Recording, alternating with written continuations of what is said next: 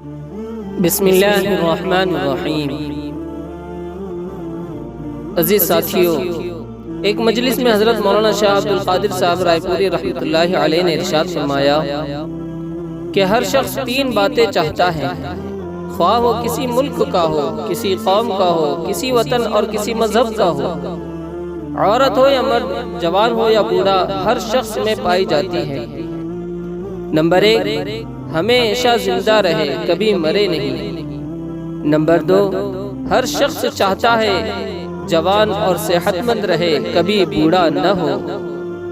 Number 3، ہر شخص چاہتا ہے کہ اسے عزت و آرام کی زندگی نصیب ہو۔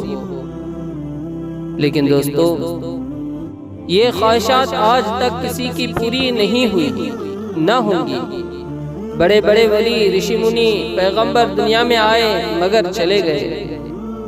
اللہ نے جب یہ تین خواہشات پیدا کی تو ضرور بالضرور اس نے ایسی جگہ بھی پیدا کی ہے جہاں یہ تینوں خواہشات بھی پوری ہو سکے، وہ جگہ جنت ہے۔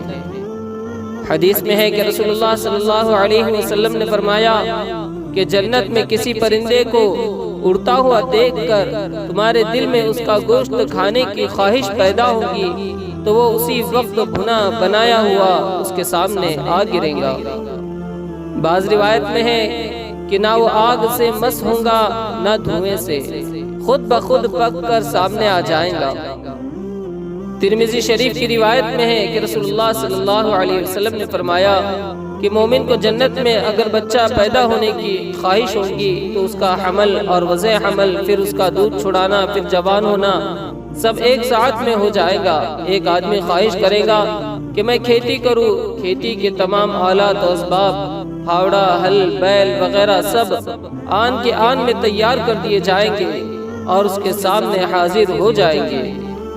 عزیز ساتھیو، ہر طلب کا پورا ہونا اور ہر مطلوب کا مل جانا نہایت ہی عظیم انعام ہے۔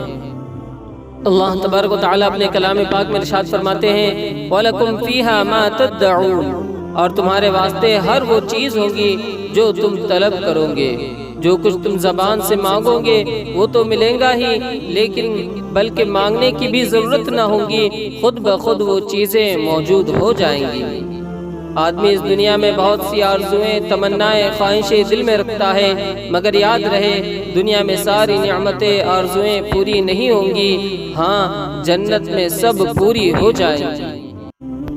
دوستو، اگر آپ پہلی مرتبہ ہمارے چینل پر آئے ہیں تو ہمارے چینل کو سبسکرائب کیجئے، بیل آئیکن پریس کیجئے، اس ویڈیو کو لائک کیجئے اور اس ویڈیو کو اپنے دوستوں اور رشتہ داروں میں ضرور شیئر کیجئے۔ السلام علیکم ورحمۃ اللہ وبرکاتہ۔